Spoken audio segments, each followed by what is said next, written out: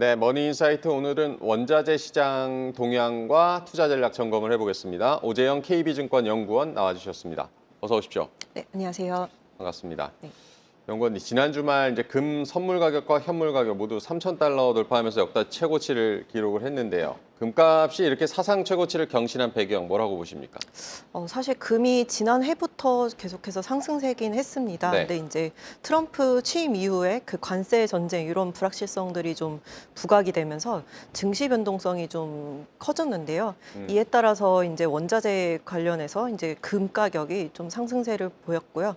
두 번째로는 지금 계속해서 미국 경기가 생각보다 견조하다 이런 인식들이 있었는데 최근에 좀 지표들이 좀 꺾였었거든요. 그래서 네. 그런 것들을 감안해서 올해 이제 금리 인하에 대한 전망이 조금씩 다시 올라오고 있는 모습들이 나오고 있는데 이제 경기가 좀 좋지 않고 여기에 유동성이 확대되는 국면에는 그동안 이제 경기가 좀 좋지 않았다면 이제 그 안전자산 중에 달러랑 금 이렇게 좀 부각이 됐다면 지금 같은 경우는 이제 유동성 확대 기대가 같이 부각이 되면 달러는 조금 주춤할 수 있는데 반대로 금 가격에는 좀 우호적이라고 판단을 하고 있습니다.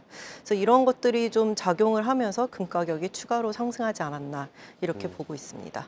네, 경기가 좋지 않고 유동성이 확대되는 시점, 금의 우호적이다라고 짚어주셨고, 지금 안전자산 선호가 강해지는 모습들이 금융시장에 나오고 있고, 맥쿼리 같은 경우는 올해 3분기 금 가격이 온스당 3,500달러에 이를 수 있다, 뭐 이런 전망들도 내놨던데, 금값 앞으로의 전망은 어떻게 보십니까? 저희도 좀 추가적으로 상승 가능하다라고 생각을 네. 하고 있고, 이제 이후에 매크로 환경이 좀 중요할 것 같은데요. 이제 뭐 달러가 조금씩 빠지기 시작하고 금리가 좀 조금씩 빠지기 시작한다면 추가적으로 상승할 거다라고 생각을 하고 있습니다. 저희는 좀 지속적으로 지금 금이 3차 장기 랠리 중이다라는 네. 전망을 계속해서 드리긴 했었는데요.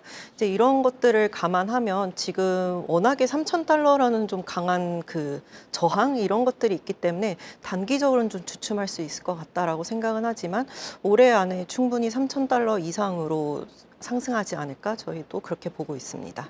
네, 올해 금값이 온스당 3,000달러 이상으로 충분히 상승할 여력이 있다라고 전망을 해주셨고요. 그 국제 시세 대비해서 우리 금값 같은 경우는 상대적으로 더 높았다가 뭐 최근에 많이 떨어졌다는 얘기도 나오고 국내 금 시세에 대해서는 어떻게 보고 계십니까? 네, 아무래도 이제 금을 국제 시세로 봐야 되는데요. 네. 그 2월 중순쯤에 국내에서 워낙에 금 가격 상승이 좀 화제가 되면서 좀 일시적으로 수요가 굉장히 몰렸었던 것 같습니다. 네. 그래서 우리나라가 워낙에 좀 이렇게 몰리다 보면 이렇게 국내 가격이 좀 급등하는 네. 그런 경향들이 있는데 지금 같은 경우는 좀 많이 내려온 상태고 앞으로도 금에 대해서 저희가 좋게는 생각하지만 그 만약에 국내 시세가 국제 시세보다 좀 높게 형성이 돼 있다면 조정 시에는 같이 조정을 받아서 더 큰 조정이 있을 수 있기 때문에 네. 이런 것들을 꼭 확인하고 좀 투자를 하시면 좋을 것 같습니다. 네, 결국에 국제 시세를 좀 눈여겨 보셔야 될 텐데 지금이 이제 금을 투자하기에 아직 괜찮은 시점인가 이 부분에 대해서 이제 궁금해하시는 분들이 많을 텐데 이미 너무 많이 오른 것 같기도 하고 어떻게 조언을 해주시겠습니까?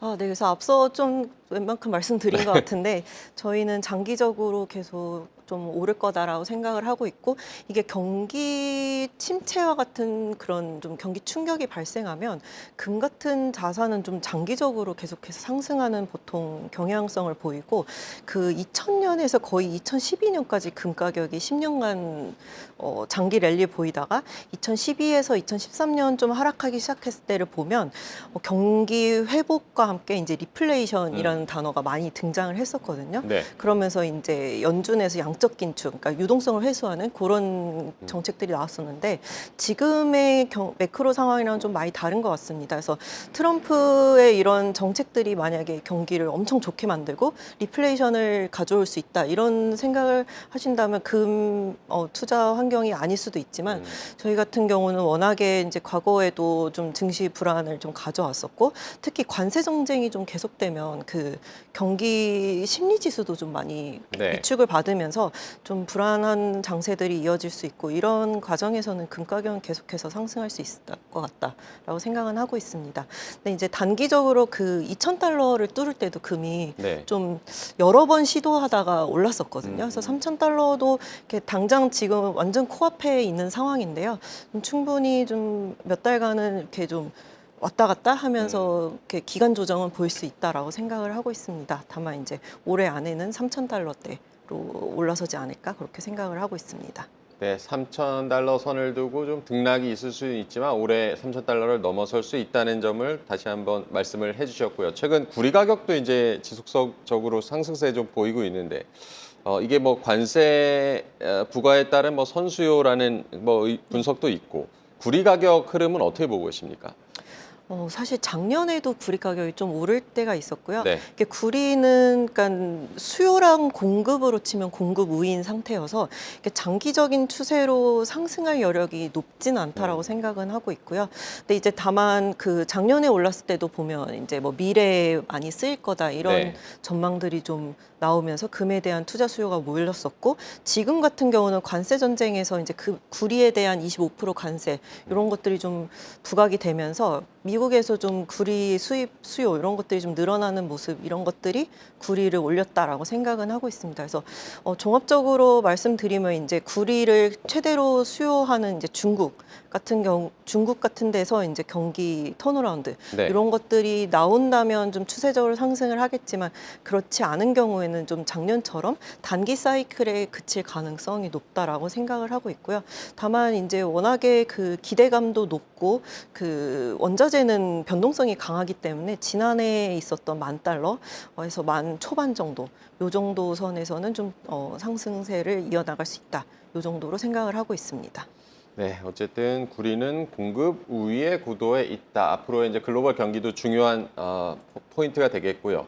원자재 시장에서 보면은 은시세 역시 좀 상승세 보이고 있는데요. 금값이 이제 너무 오르다 보니까 은으로 조금 눈을 돌리는 분들도 좀 계시는데 은 같은 경우는 어떻게 보고 계십니까?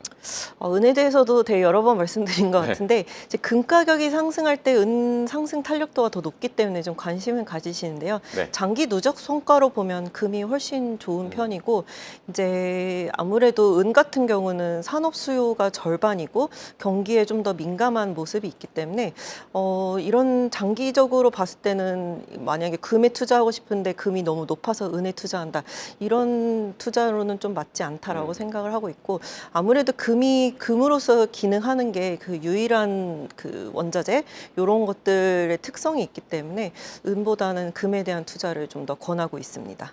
네, 장기 투자에는 그래도 금이다라고 정리를 해주셨고요. 가격이 상승하는 금이나 구리와 달리 국제유가 같은 경우는 최근에 이제 하락세 좀 보이고 있는데요. 유가가 지금 이렇게 뭐 여러 가지 뭐 전쟁 뭐 소식도 전해지고 있는데 유가가 안정적인 이유는 뭐라고 보십니까? 아무래도 경기는 계속해서 네. 그냥 좀 둔화되는 모습이 나오고 있고 이제 반대로 미국이나 기타 지역들에서 그 원유 공급이 계속 늘어나면서 공급에 대한 부담이 계속해서 유가를 좀 짓누르는 모습이다라고 정리를 할 수 있겠고요. 네. 올해는 저희가 사실 국제유가 추가적으로 하락 전망을 드리는 게 오펙 플러스에서 이제 올해부터 감산 완화, 즉 증산이 들어가거든요. 그렇기 때문에 공급 부담은 계속해서 늘어날 거다라고 생각을 하고 있습니다. 여기다 이제 트럼프 당선되면서 트럼프의 그 관세 정책 이런 것들이 물가를 올린다고 보통 생각을 하잖아요. 네. 근데 이제 그런 것들을 막기 위해서 이제 트럼프가 보통 내세우는 게 이제 에너지 생산을 늘리겠다 이런 것들이 있기 때문에 이제 미국에서 공급 확대 이런 요인들도 있고요. 또 하나는 이제 바이든 대통령 들어오면서 그 사우디를 중심으로 중동이랑 조금 사이가 좋지 않아진 것 이런 것들을 이제 트럼프가 러우 전쟁 종결과 이제 지금 관세 요 두 가지에 되게 집중하고 있는 모습인데 네. 러우 전쟁 종결을 시도하고 그 이후에는 사우디를 중심으로 중동이랑도 관계를 좀 정상화하려는 노력을 할 것 같아요. 그래서 이런 소식들이 이제 시장에 나온다면 국제유가에는 계속해서 하방 압력이 좀 있지 않을까 이렇게 생각을 하고 있습니다. 네, 여러 가지 글로벌 이벤트들을 잘 챙겨 보셔야겠는데요. 앞으로 이렇게 에너지 가격 안정이 미국 물가 상승세 둔화에 좀 힘이 될 수 있을 거라고 보십니까? 어떻게 보십니까? 네, 아무래도 작년에도 미국 물가가 그래도 좀 안정세를 보였던 거는 보통 이제 물가를 보면 서비스 물가도 네. 있고 이제 상품 물가가 있는데 서비스 가격 같은 경우는 좀 많이 빠지지 못하는 모습이 있는 반면 이제 보통 이제 상품 물가가 많이 내려오면서 물가를 좀 안정시켰고요. 이게 이제 대표적으로 뭐 제조업 사이클이 좀 지지부진한 모습도 있는데 네. 추가적으로 이제 유가가 워낙에 그 생산자 물가에 차지하는 비중이 높아서 유가가 그 물가에 미친 영향이 워낙 크거든요. 그래서 지금 유가가 안정되는 모습 이런 것들이 글로벌 물가를 그나마 그래도 이렇게 누르는 압력을 작용을 하고 있다. 이렇게 보시면 좋을 것 같습니다. 네, 미국의 물가 흐름에도 어떤 영향을 줄지를 봐야겠고요. 최근에 중국과 독일과 같이 이렇게 재정 확대를 통한 부양 정책도 발표를 하고 있는데 이런 재정 정책들이 원자재 시장에 미치는 영향이 있을까요? 어떻게 보십니까? 네, 그래서 저희가 이제 지난해부터 금에 대해서 비중 확대를 얘기를 하고 네. 그 실물 자산인 뭐 원유나 기타 원자재들은 주요국들 경기 턴어라운드가 굉장히 뚜렷하게 보이거나 아니면 강한 재정 부양이 나온다면 뭐 이제 턴어라운드가 가능하다라고 좀 말씀드렸었는데요. 지금 일단 독일의 재정 부양 이게 좀 굉장히 화제긴 합니다. 그래서 이런 독일을 중심으로 한 EU 쪽이나 중국의 재정 확대가 어느 정도 그 경기 턴어라운드로 가질 수 있는지 이런 것들을 좀 지켜보시면 좋을 것 같고요. 아직까지는 사실 그 2008, 9년에 있었던 중국의 뭐 4조 위안의 대규모 재정 정책 이런 것들에 비할 정도는 아닌 것 같아요. 그래서 그런 수준은 아니지만 이제 저희가 하반기에 좀 기대하는 게 이제 미국의 경기 그 둔화로 인해서 금리 인하가 좀 가시화되고 기타 지역들에서 이제 재정들이 좀 들어가기 시작하면 저희가 좀 후순위로 봤었던 이제 실물 경기를 반영하는 뭐 원유라든지 산업근서 이런 데도 조금씩 올해 하반기나 내년 정도부터는 좀 회복세를 보이지 않을까 이렇게 생각을 하고 있습니다. 어쨌든 경기 부양에 따라서 원자재 시장이 회복할 수 있다라고 짚어주셨고요. 대부분 이제 원자재 가격 같은 경우는 달러 기준으로 산정이 되고 있는데 최근에 이제 달러 인덱스가 뭐 상당히 내려와서 달러 가치의 변화가 원자재 가격에 미치는 영향은 어떻게 보십니까? 통상적으로는 달러랑 그 원자재 가격이랑 좀 반대로 네. 좀 보이고요.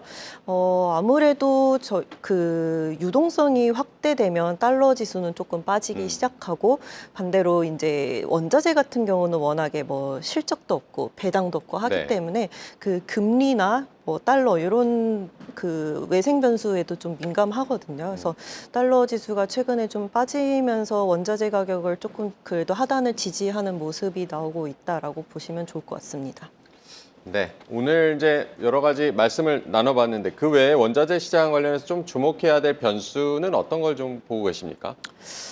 그래서 초반에 다 계속 말씀드린 것 같은데 네. 트럼프 당선되고 나서 예상하셨듯이 워낙에 지금 트럼프의 말 한마디에 시장이 좀 많이 좌우되고 있는 것 같고요.